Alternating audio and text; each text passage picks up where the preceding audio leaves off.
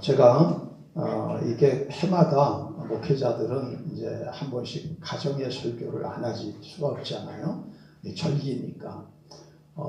가정의 설교를 한 지 지금 이제 오늘 31번째네요. 제가 담임 목회를 이제 31년이 됐으니까. 참 그 해마다 똑같은 가정 설교를 한다는 것이 쉽지는 않습니다. 새로운 본문을 하면은 가지고 참 설교할 것이 많은데 또 상한 그 설교를 또 똑같이 가정에 또 설교를 하고 한다는 것이 하지만 제가 분명히 한 가지 의식하고 있는 것은 뭐냐면은 31년 전 가정의 설교를 했을 때와 오늘의 가정은 달라도 너무도 다르다는 것입니다. 어마어마하게 다르다는 것입니다. 좋은 쪽으로 아니요, 여러분이 아시잖아요. 우리들의 가정이 지금 정상적인 가정이 얼마나 있습니까? 정상적이라고 해도 들어가 보면 얼마나 아슬아슬합니까? 그 아니. 지금은 가정의 해체와 붕괴가 빠른 속도로 이렇게 진행되어져 가는 이 시대를 살고 있는 것이죠. 그러면서 예수 믿는 사람들도 할 수 없는 거야. 시대가 그래. 가지고 그냥 나 하나 예수 잘 믿으면 되는 거야. 이렇게 생각을 좁혀서 하는 사람들도 많이 있습니다. 그러나 성경은 아니라는 것이죠. 가정보다 소중한 것은 없다는 것입니다. 왜 그래요? 성경은 가정으로 시작해서 가정으로 끝나는 책입니다. 이 성경 내용이. 그래서 창세기 1장에 아담을 지으시고 2장에 아담과 하와 가정을 지으시잖아요. 3장에 가정이 죄로 말미암아 파괴됐어요. 거기서부터 나오는 모든 비유. 그래서 그 다음에 심판 때 노아의 가정을 통하여 구원하고 새로 시작했지만 역시 또 타락. 또 아브라함의 가정을 가지고 또 다시 이루죠. 이것이 구약의 역사 아닙니까? 그리고 족장들의 가족들 얘기. 이제 신약에 들어와서는 뭐냐? 더 이상 육적인 가정 가지고는 안 돼요. 그래서 이제는 하나님의 새로운 영적 가정, 교회를 통하여 하나님의 가족을 만드신 거죠. 여러분, 교회는 뭐냐 하면 그냥 이렇게 모여서 예배 드리는 곳이 아닙니다. 여러분들이 신앙을 어디서 배우시고 어디서 하셨는지 모르지만 누가 목회자가 그렇게 가르쳤다면 그 사람은 목사 그만둬야 될 사람이에요. 교회라고 하는 것은 거듭난 신인류, 거듭난 새 사람. 여기서 새롭다고 하는 것은 그냥 나 마음을 새롭게 해서 그것이 아닙니다. 질적으로, 종류적으로, 존재적으로 다릅니다. 이걸 거듭난 마귀의 종에서 하나님의 자녀로 거듭났다고 하는 것입니다. 이 사람들이 하나님 나라의 백성으로서 하나님 나라의 가족을 이루는 것입니다. 이것이 교회예요. 그것이 제일 첫 번째 증거가 나타나는 것은 교회가 아니라 교회에서 거듭났으면 바로 집에 가가지고 나타나야 된다는 것이죠. 그게 이번 시리즈의 주제입니다, 여러분. 그러나 우리는 그렇게 생각을 안 했기 때문에 교회가 지금 실패하고 교회가 다 주저앉고 있는 것입니다. 여러분, 성도들이 가장 1년 중에서 교회 나오기를 부담스러워하는 계절이 있대요. 그게 바로 5월이랍니다. 왜? 5월 되면 가정 얘기를 하는데 전부 가정 설교 아닙니까? 그럼 뭐 첫 번에 보면 이제 어린이날 설교, 또 두 번째 가면은 이제 부모 설교, 그 다음에 이제는 또 부부 설교, 그리고 이제 또 한 번 더 하면 이제 우리 다음 주에 설교할 거지만 이제 그 종과 주인의 일터에 대한 설교, 이 설교를 하는데 설교할 때마다 나하고 너무 안 맞는 거예요. 듣는 사람들이. 그래서 5월 달에 이 가정의 달에 교회 나와서 설교 듣는 게 너무 힘들다고 하는 것이죠. 그러나 여러분, 설교는 원래 힘드셔야 됩니다. 우리 잘못된 것이 뭐냐 하면은 설교를 기분 좋게 들으려고 해요. 기분 좋게 들어서 망한 겁니다. 설교는 조금 힘들어야 돼요. 조금 아파야 돼요. 그런데 그 다음에 시원해야 돼요. 이게 치유거든요. 이것이요. 우리 오늘 가정의 달 두 번째 설교입니다. 지난주에는 부부에 대한 설교했죠. 그래서 오늘은 부모 자녀와의 관계입니다. 부모 자녀와의 관계. 여러분, 부모 자녀와의 관계를 뭐 굳이 제가 얘기 안 해도 현대가 어떻다고 하는 것은 여러분들 다 아실 것입니다. 지난주에 목요일인가는 20대 청년이 60대 택시기사를 그냥 개패듯이 팼어요. 기절시키고. 아버지보다 더 나이 많은 그런 사람을. 몇 달 전에는 40대 아파트 주민이 70대 그 아파트 경비원을 때려가지고 결국 자살했어요. 이게 이제 오늘 얼마나 이렇게 우리들이 이 시대가 젊은 세대와 나이 든 세대가 너무나도 이렇게 잘못된 관계를 가지고 있지 않냐. 그러고서 이것으로 말미암아서 이 사회가 얼마나 불안정하고 한마디로 패역한 짐승 같은 시대가 되어져가고 있는가를 보여주는 것입니다. 그런데 사실 이것은 어디서 나왔느냐? 사회에서 문제된 것이 아니에요. 다 뿌리가 가정에서부터 잘못돼서 여기까지 온 것입니다. 이 세상의 모든 문제는 가정에서 나온 거예요. 가정에서 나온 거예요.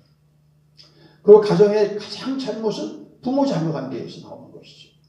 부모 자녀의 관계는 부부 관계에서 나오는 것이고, 그래서 지난번에 부부 관계부터 설교했고 이제 오늘은 부모 자녀의 관계입니다. 자, 오늘 설교 본문은 이렇게 시작합니다. 1절 읽습니다. 시작. 자녀들아 주 안에서 너희 부모에게 순종하라. 이것이 옳으니라. 아니 부모 자녀면 누구부터 나와야 돼요? 부모부터 나와야 되잖아요. 근데 자녀부터 나옵니다.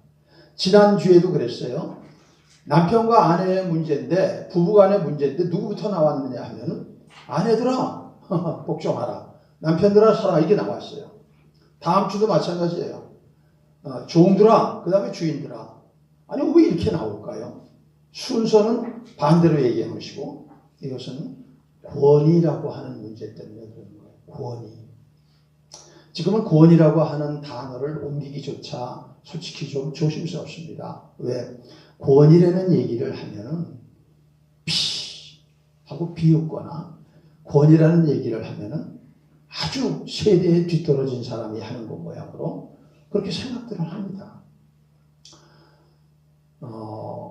지금 이제 왜 그렇게 권위라고 하는 것에 대해서 아주 도끼를 품고 권위라는 말 자체를 불편해하고 권위를 읊조리면 그걸 갖다 반항하는 시대가 됐느냐? 그게 바로 포스트모더니즘 현상 때문에 그러는 거예요. 포스트모더니즘이라는 거는 포스트모더니즘 그대로 하면 후현대입니다. 후현대 전에는 현대가 있었죠. 지금 현대 시대를 지나서 후현대 시대로 들어가는 것인데 현대 시대까지만 하더라도 이성이라든가 합리성이라든가 어떤 윤리, 도덕이라든가 어떤 절대 기준이라는 것을 어느 정도 인정하는 시대였습니다. 그러나 이제 이 후현대 시대에 들어가면 그 모든 것들을 다 가서 뭉개버리는 시대예요. 그 뭉개버리는 것을 그 철학적 용어로 해체다 이렇게 얘기하는 것입니다. 해체는 뭐예요? 다 부셔버리는 거 아니에요. 부셔서 산산이 부셔서 없애버리는 거 아닙니까? 그래서 이제까지의 가지고 오는 전통적인 가치관을 일단 좋고 나쁘고를 따지는 게 아닙니다. 어떻게 하냐? 내가 보기에 싫은 것, 내 행복에 장애가 되는 것, 내 기분에 맞지 않는 것, 내게 유익하지 않는다고 그러면 이거 다 부셔버리는 거예요. 이게 바로 포스트 모더니즘의 특징인데 그 중에 핵심이 바로 해체주의입니다. 그리고 이 해체주의를 통하여서 이제까지의 절대적인 가치되는 건 없는 거다. 속았다. 그래서 우리가 이렇게 살고 있다. 그러니까 지금은 뭐냐? 네 내면의 소리를 듣고 네 내면에서 살고 싶은 대로 살아라. 어떻게 살아도 상관이 없다. 그것이 행복이다. 이렇게 가르치는 시대죠. 지금 이 시대가. 그럼 문제는 이게 왜 문제가 되느냐? 성경의 하나님 말씀과 정면으로 가. 정면으로. 조금도 비슷한 게 아니라 완전 반대로. 그러니까 지금 이 시대를 세상 속에서 잘 살아가려면 하나님 말씀을 택하지 않는가. 그렇지 않으면 이제 세상하고 부딪히면서도 하나님 말씀을 택해서 내가 거슬러 살든가. 이거를 이제 여러분들이 선택하셔야 되는 거예요. 코로나가 그 선택을 준비하는 시대예요. 앞으로 이제 코로나가 곧 끝나겠죠. 그럼 팍 뚫리는 것입니다.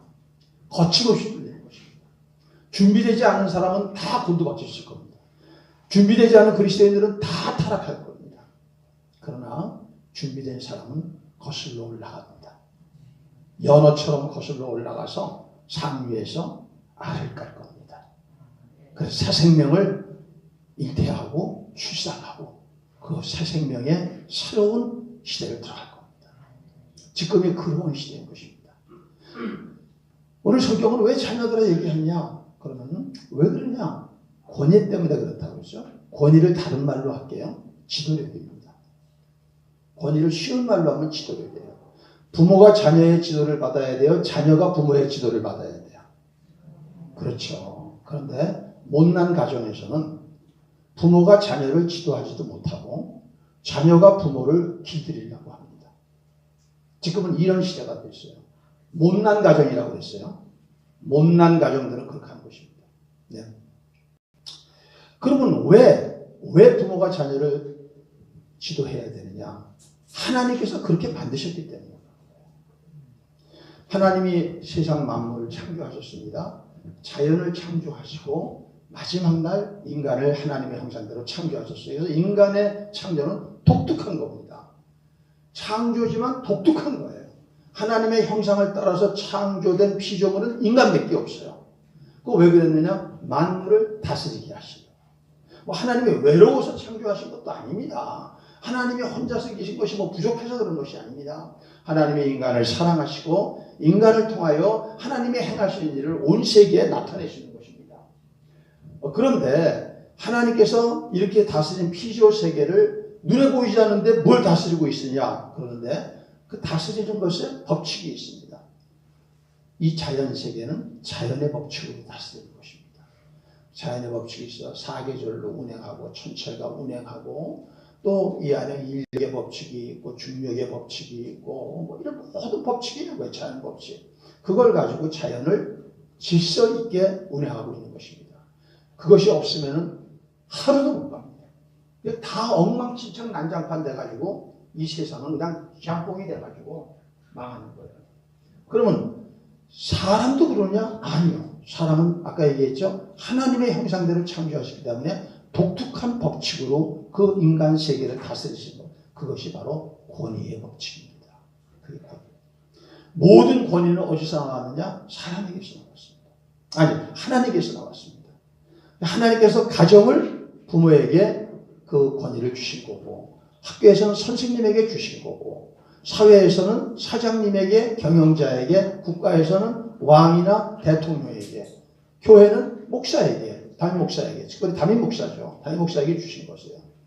그러면 문제는 그 권위를 받은 사람들이 이것이 자기 것이 아니잖아요. 하나님께서 온 거 아니에요?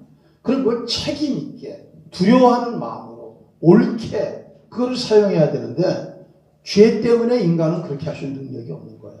그래서 쉬운 말로 갑질을 하는 거예요. 이게 권위주의입니다.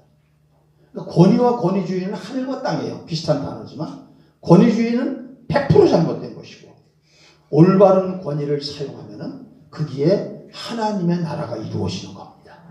하나님의 약속이 이루어지는 것입니다. 그러나 인간은 죄됨으로 하나님의 약속이 파괴됐기 때문에 그거를 제대로 하는 부모는 눈 씻고 찾아보기가 어려운 거예요.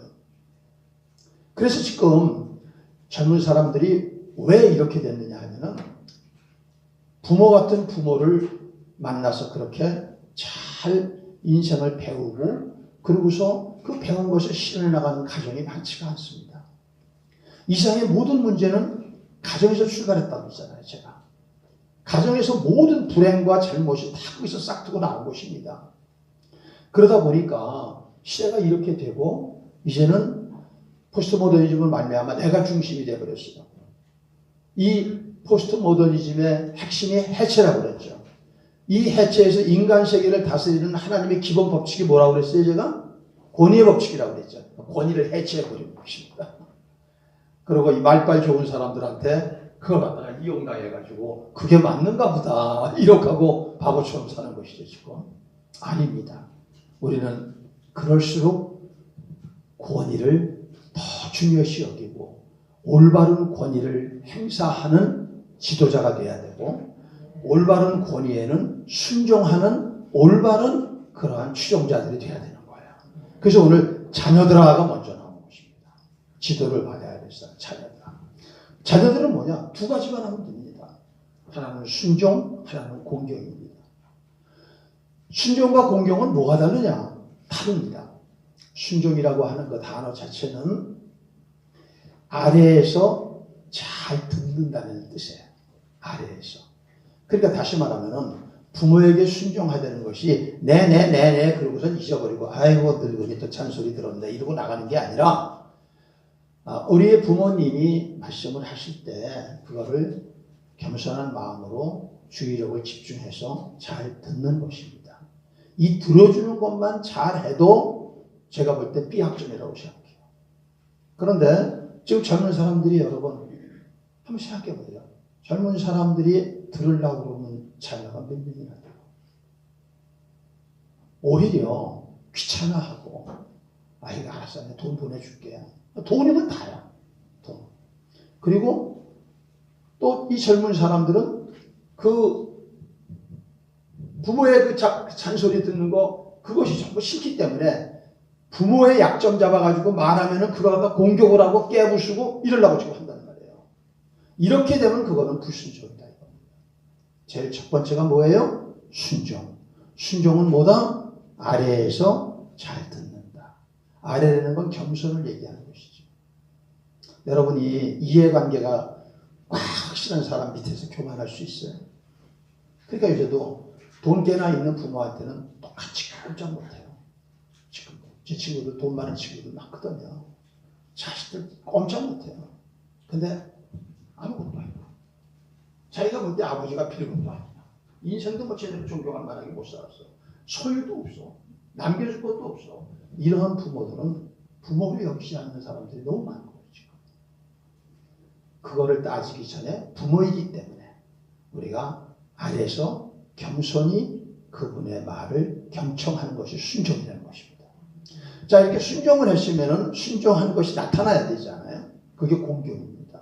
공경은 뭐냐? 실제 행위예요. 뭔가 행동이 있어야 돼요. 믿음은 행동입니까? 아니면 그냥 믿음은 감정입니까? 그렇죠. 내가 믿었으면 그 다음에 행위가 있죠. 그래서 로마서가 있고 야고보서가 있는 것입니다. 동전의 앞뒷면에 행함이 있는 것이죠.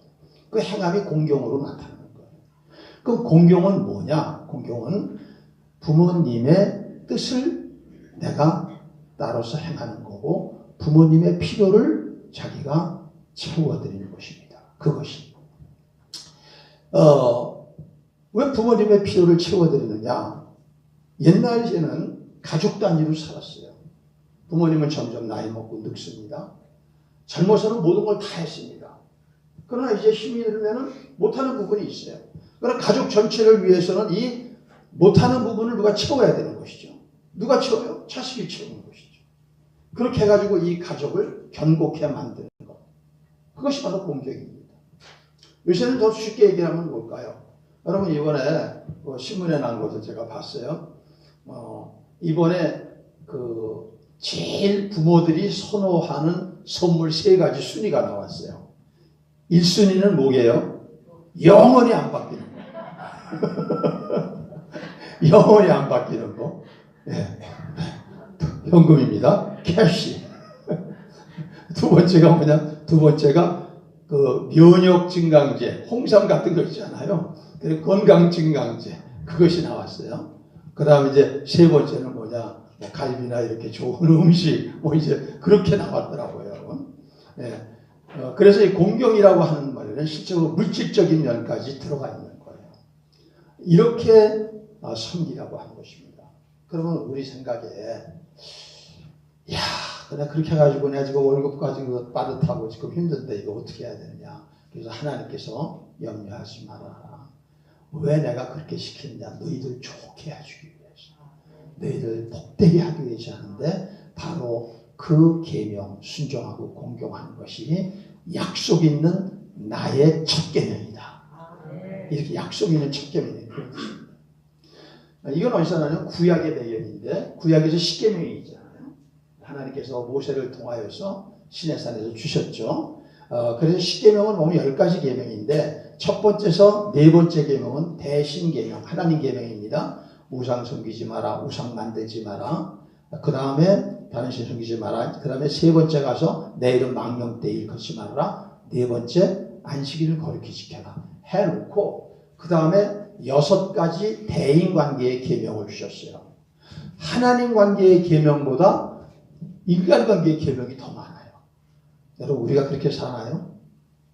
우리 하나님이 더 중요하다고 해서 인간은 소홀히 여기지 않나요? 하나님의 관점에서 틀렸습니다.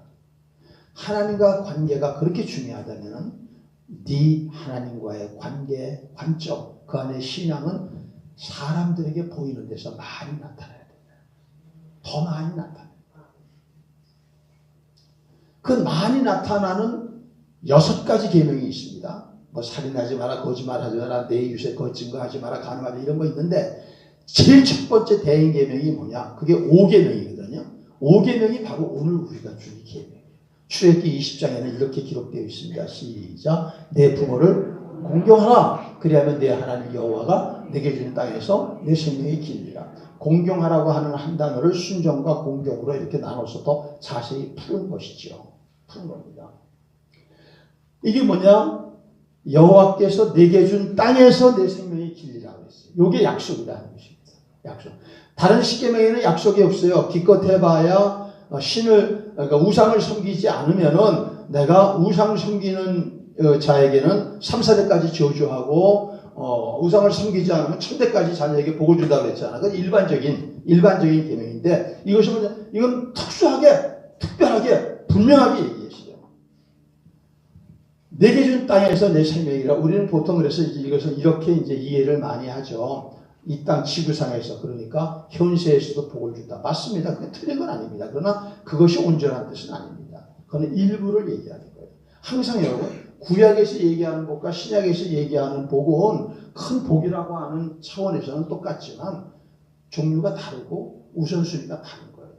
구약은 주로 육적인 복이에요. 건강하다든가 부자가 된다든가 자식을 많이 낳는다든가 명예를 하고 존경을 받는다든가 이런 복에 집중되어 있으면 신약의 복은 뭐냐? 이 땅에서 장수보다 더 중요한 건 영생입니다. 사람에게 존경받는 것보다 하나님께 인정받는 겁니다. 하늘에서 상급받는 것입니다. 이걸 하나님 나라라고 부르는 거예요. 그래서 여기 내게 준 땅에서 오늘도 이 성경 본문에 보면은 우리 한번 본문 보세요. 본문 3절 한번 보세요.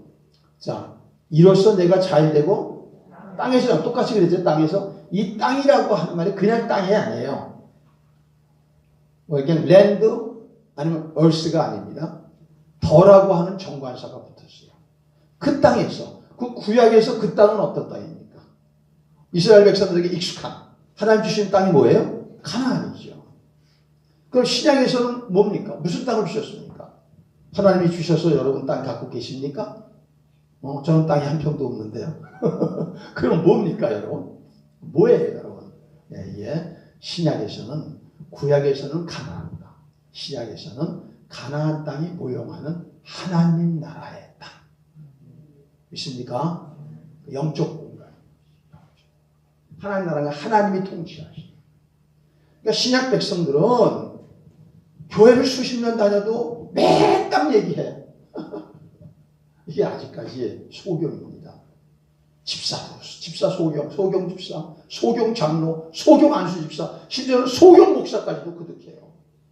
신약은 철저하게 하나님 나라입니다. 이걸 뭐하고 똑같느냐 하면은 하나님 나라가 떡이라면은 그거에 따르는 부수적인 현세의 축복은 고물이라는 거예요. 어떤 바보가 잔치집 가가지고 고물만 주워 먹고 떡은 내버려 두고 옵니까? 그런 바보 있습니까? 없죠. 여러분 떡을 잡수십시오. 하나님 나라 백성이 되시란 말이에요. 하나님 나라가 뭔지도 몰라. 이런 사람들이 수두룩한 거예요. 그래서 교회는 진짜 열심히 얘기를 드려요. 진짜 기도하고 그 기도 제목 들어보면 다 현세법에 끼우는 거예요. 그게 아니잖아요. 하나님 나라의 백성으로서 하나님 나라 안에서 하나님께서 이렇게 복을 주신다는 것이죠. 그 약속을 누릴 수 있는 방법은 뭐냐? 실제로 그 사람이 부모를 순종하고 공경하느냐가 이게 중요한 거예요. 여러분, 과연 지금 예수 믿는다고 이렇게 하나요? 예수 믿는다고. 가나안 성도라는 사람들이 있습니다. 뭐냐면 교회를 안 나가는데 하나님 믿는다고 그러는 거예요. 이 사람들만 전도하는 목사님이 계세요. 왜 그렇게 가나안 성도가 됐느냐 물어보면 그 중에 많은 사람들의 얘기가 누구 얘기를 하냐? 부모 얘기를 하는데요. 부모하고 같이 예배를 드리고 이제 교회에서는 이제 다 이제 거룩해요. 근데 집으로 들어가는 차 안에서부터 달라진다는 거예요. 차 안에서부터 달라진다고요.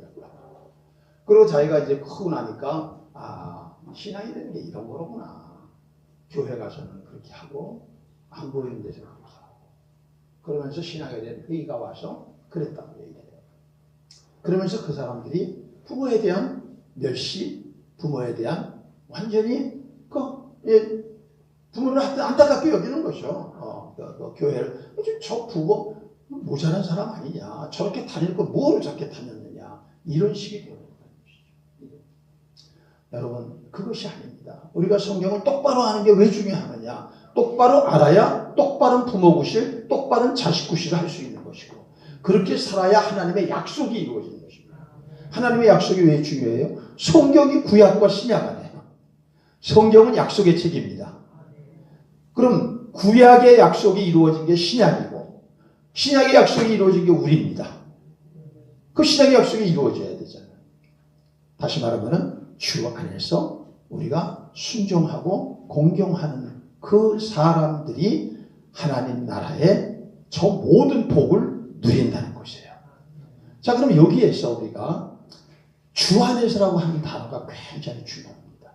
우리 1절 한번 보세요. 자녀들아, 주 안에서 너희 부모에게 순종하라. 우리는 이것을 주로 어떻게 생각했느냐 하면은 주 안에서, 말씀 안에서니까 우리는 다시 말하면은 부모가 예수 안 믿어. 그래가지고 내가 신앙생활 하는 거에 대해서 다 이제 가서 이제 교회 나가지 마라, 어떻게 얘기하라 그러면은 그 부모 말 들을 거 없으니까 그래서 나와버리고 교회로 들어와서 교회에서 가라. 이게 이단 아닙니까? 신천지가 그렇게 하지 않아요? 그래가지고 거기는 심지어는 거기서 나온 사람을 조직적으로 도와주고 법률가를 통해서 도와주고 나중에 그 아이를 찾아도 변호사 대동하고 돌아가서 되찾아오잖아요. 이 아이가 다른 게. 그런 뜻이 아니라 주 안에서라고 하는 단어는 이 에베소서를 기록한 바울에게 있어서는 제일 중요한 단어예요. 바울이 신약 13권을 기록했거든요. 13권 내지 히브리서까지 하면 14권을 기록했는데 주 안에서 엔 크리스투스라고 하는 단어인데 이 단어 속에 바울의 모든 신앙의 핵심이 그렇게 들어가 있어요. 이거는 이런 것입니다. 주라고 하는 것은 성부 하나님, 성자 예수님, 성령 하나님 이 3자를 다 통틀어서 주라고 그래요.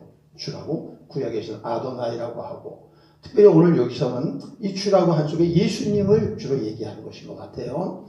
이게 다시 말하면 뭐냐, 우리가 예수 그리스도를 주라고 믿지 않아요.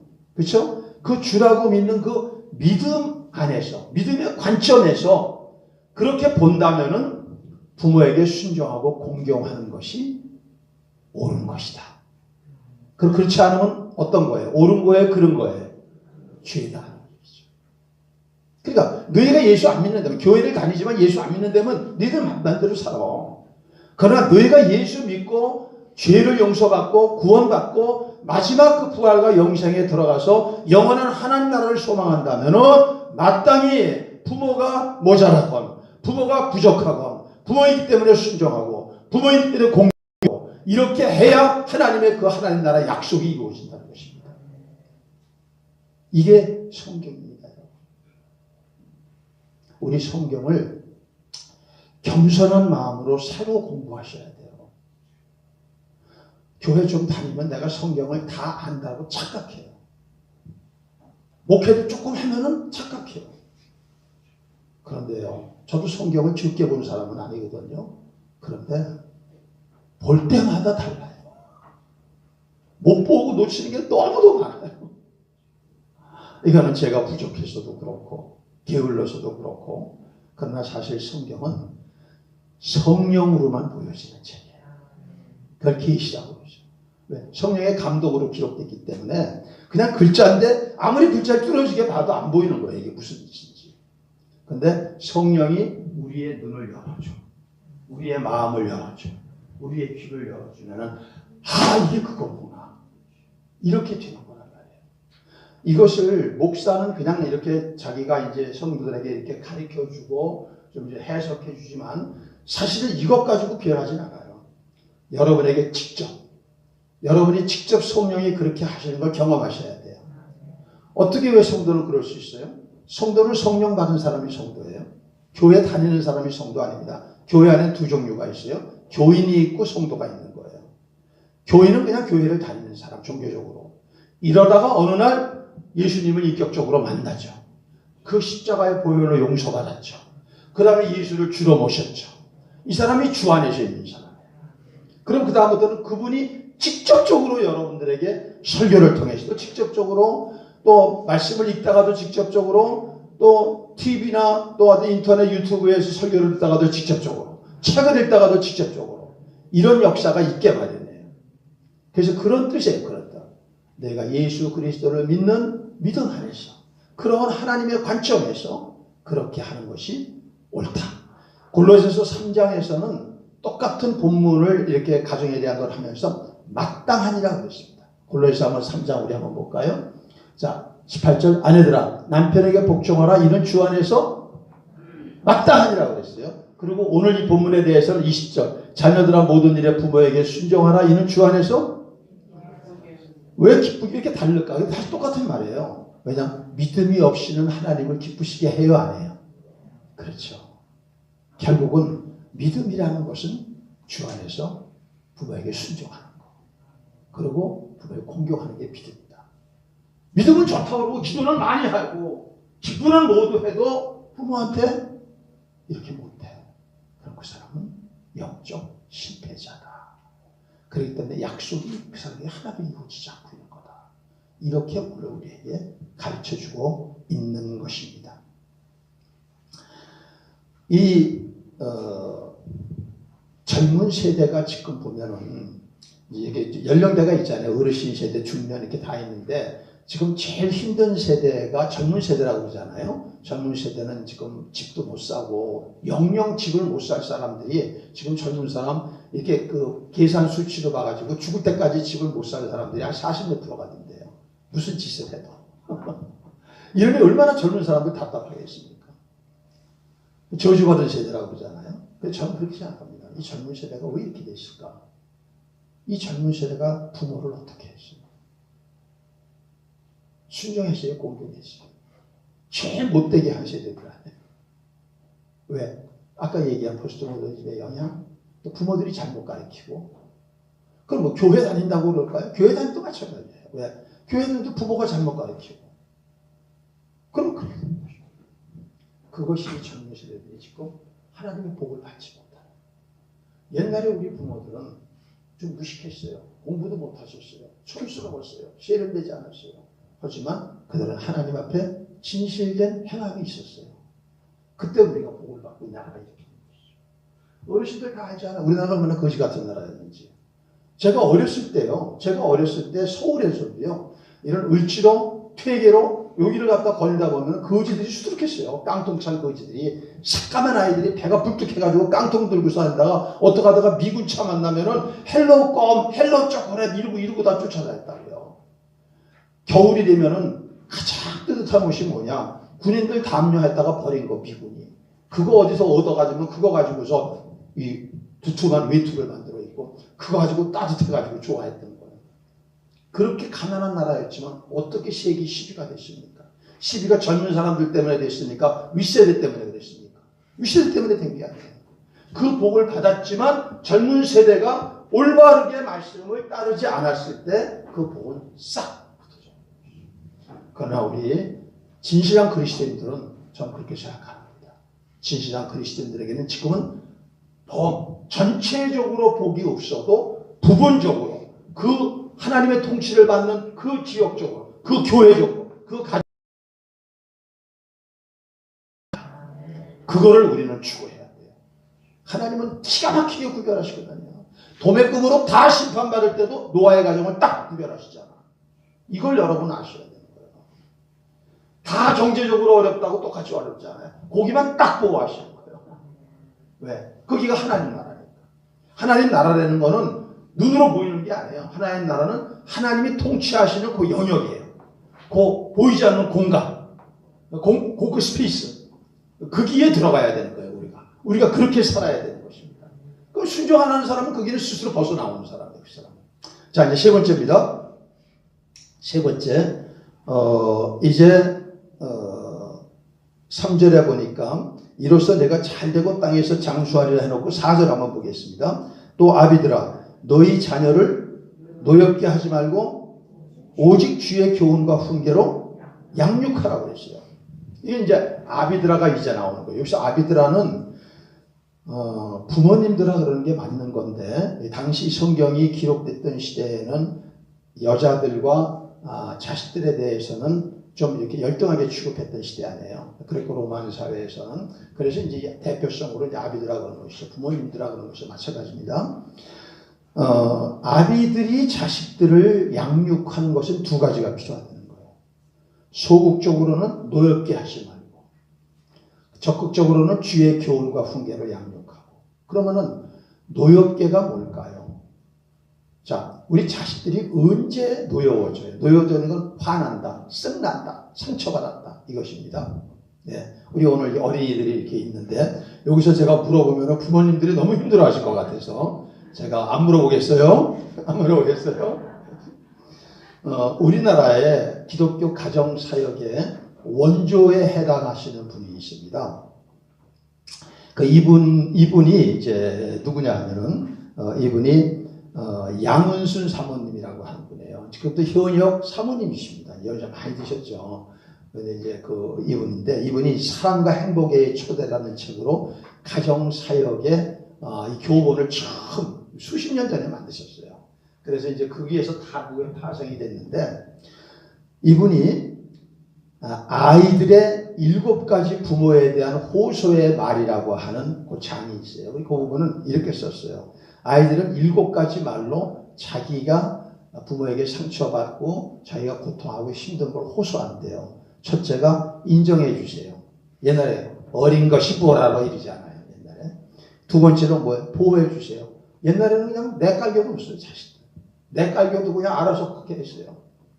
세 번째는 훈계해 주세요. 여기서 훈계라는 건 뭐냐 하면은 훈계라고 하는, 오늘도 훈계가 나오잖아요. 주의 교양과. 교양이라는 건 가르침입니다. teaching. 훈계라는 건 뭐냐? correction, 고치는 거예요. 잘못된 건 고쳐야 되잖아요. 여기는 조금 힘들죠. 어려서 매도 들어가고. 이겁니다.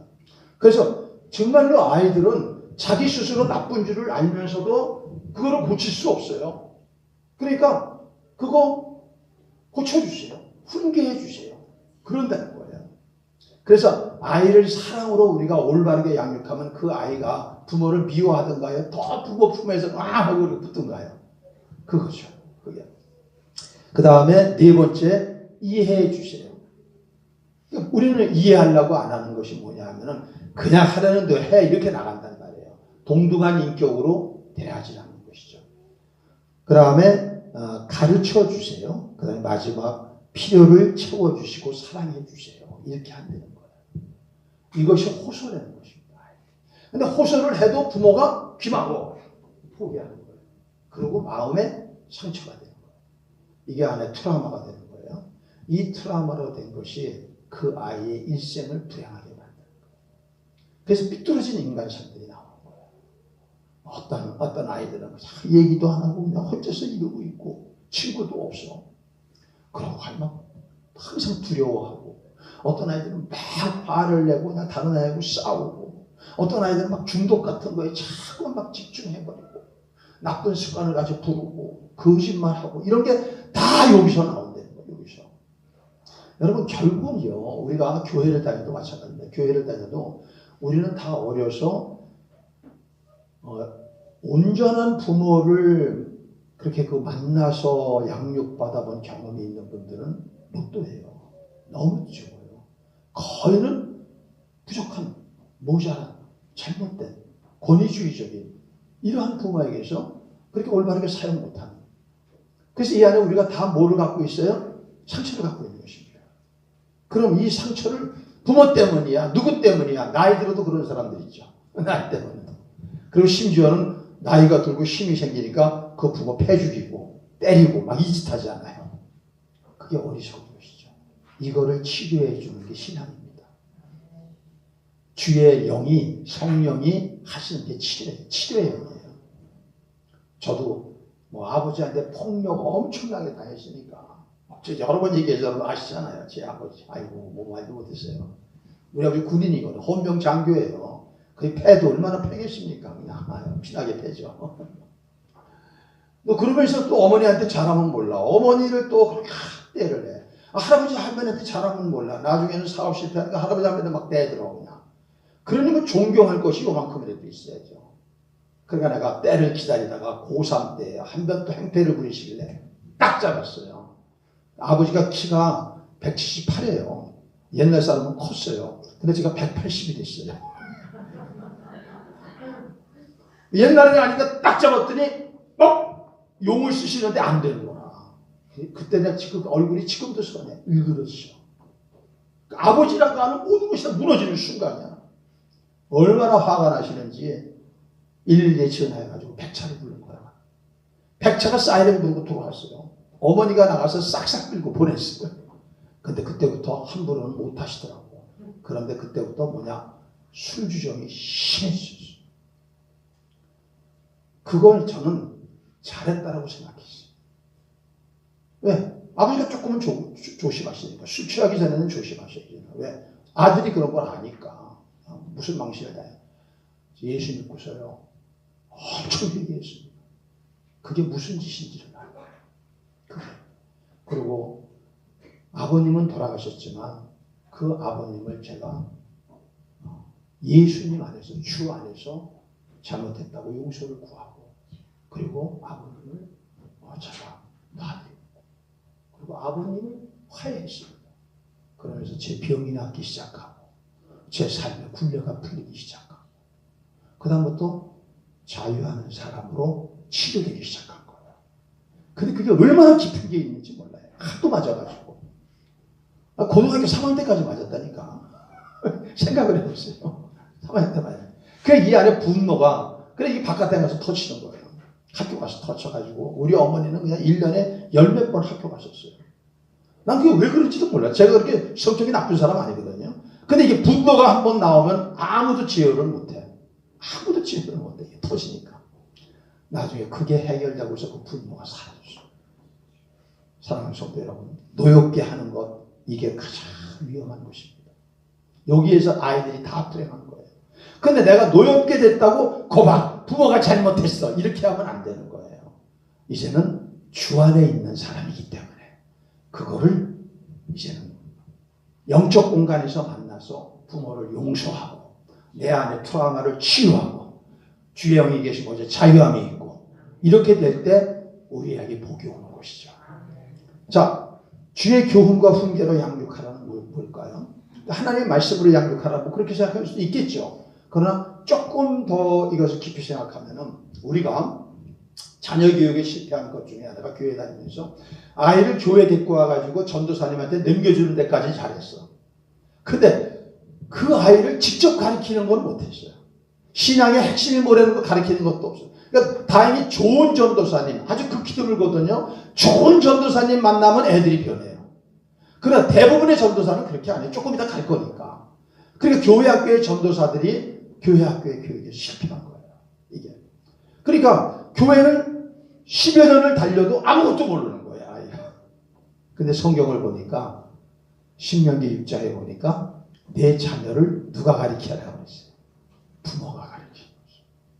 부모가 가르치. 그게 쉐마예요. 쉐마. 그럼 주의 교훈과 훈계는 뭐냐? 신앙의 핵심은 뭡니까? 신앙의 핵심. 하나님 말씀은 굉장히 추상적이잖아요. 어마어마하니까. 이걸 다 아이한테 어떻게 가르쳐요? 가장 중요한 것은 뭐냐? 가장 중요한 것은 성경의 핵심은 구원 아닙니까? 죄로 말미암은 구원 아닙니까? 죄에서. 그걸 가르쳐서 하나님 나라 백성 되게 하는 거. 저는 제가 경험한 아이들 중에서는요, 초등학교 3, 4학년이면은 거듭나서 변해가지고 예수님을 주로 보시더라고요. 그 밑은 아직 제가 직접 경험을 얘기하는 거예요. 멀리 본 게 아니라 제가 직접 경험한 거. 저하고 사모님이 직접 경험한 거. 그러니까 아이들이 생각보다 굉장히 빨리, 지금은 그때보다 더 조숙해졌잖아요. 그러면은 우리 아이들이 지금 얼마든지 어른이 갖고 있는 신앙에 접근할 수 있는 가능성이 있다는 것이죠. 그걸 가르치라는 것입니다. 신앙의 핵심을 가지고 그 아이가 예수님을 주로 모시고 성령을 받아야죠. 그렇죠? 성령을 받으니까 완전 달라지더라고요. 그런 아이들이 지금 커가지고 40대가 됐어요. 완전 다른 삶을 살아요. 완전 다른 삶. 세상적인 건 완전 다른 사람.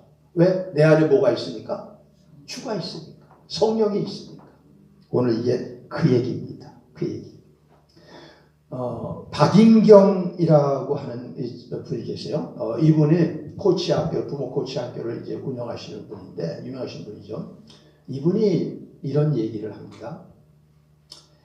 시각장애인을 이제 심해지면은 지팡이가지고 못하면은 안내견이 인도하지 않아요. 안내견이. 그러면은 그 안내견을 어떻게 만드느냐. 그것을 얘기를 하시는데, 제일 처음에 아주 어렸을 때 강아지 중에서 식별을 한답니다. 그래서, 요놈은 시각장애인의 안내견이 될 수 있겠다. 그러면 그런 똑똑한 놈을 가지고 뽑는 거예요. 그리고 이 아이를 시각장애인 그 안내견 훈련 학교로 보내는데 그 전에 몇 달 동안 위탁가정이라고 해가지고 기본을 집에서 같이 살면서 가르치는 그런 가정이 있답니다. 그럼 거기서 쉽게 얘기해가지고 우리가 학교 보내기 전에 집에서 부모가 가르치죠. 그랬더니 거기서 다 가르친다는 거예요, 사람들이. 그 안내견을. 그래가지고 거기서 이제 같이 이제 밥 먹는 법, 쉬야 하는 법, 이런 것도 이제 다 가르치고, 주인의 말을 듣고 하고, 그러고 나서 훈련 학교에 보내면은 거기서 혹독한 훈련을 통해가지고 시각장애인을 보호하는 안내견이 된다는 거예요. 그러면서 거기다 뭐라고 쓰셨냐 하면은, 시각장애인을 안내하고 지도하는 개도 훈련을 받는데, 사람을 가르치고 지도하고 일생을 만드는 자녀를 훈련하는 부모는 없는 것이 우리 현실이다. 여기서 모든 문제가 나옵니다. 우리 그렇잖아요. 뭐가 뭔지, 결혼이 뭔지, 남편이 뭔지, 아내가 뭔지, 자식이 뭔지, 어떻게 가르쳐, 아무것도 모르고 되는 대로 하는 거예요. 그러니까 어떻게 해요? 불량품이 불량품을 낳는 거죠. 이것이 악순환이 온 세계가 이꼴이 된 것입니다. 근데 지금은 더 하죠. 왜 그래요? 포스트 모더니즘 때문에 그나마 지키던 윤리적, 도덕적 그런 기본 가치도 다 무시해버리는 거예요. 내가 좋으면 되는 거예요. 그래서 앞으로 노아의 시대가 되고 롯의 시대가 되고 심판은 오는 것이 필요합니다. 단 이거를 두 가지예요. 교회가 제대로 되면 조금 지연시킬 수 있어요. 지연, 조금에 조금. 많이도 지연 못 시켜요. 그러나 또 하나 분명한 건 뭐냐 하면은 우리 가정과 우리 교회 여기만은 지킬 수 있고 여기에 충만한 교회는 지역사회도 거기서 지켜나갈 수 있는 것이죠. 그렇게 돼서 우리가 마지막 시대를 노아의 가정처럼 아브라함의 가정처럼 승리하는 것입니다. 여러분 자녀들은요 다이아몬드 원석이에요. 부모가 하나님의 말씀을 믿고 그렇게 아이들을 양육한다면 이 아이들은 다이아몬드처럼 비치는 그런 자녀가 될 것입니다. 섣부르게 세상가치, 주의 교훈과 훈계에 반대는 세상가치입니다. 세상가치로 가르치면 아이들 뺏깁니다. 자, 우리 한번 기도하십시다.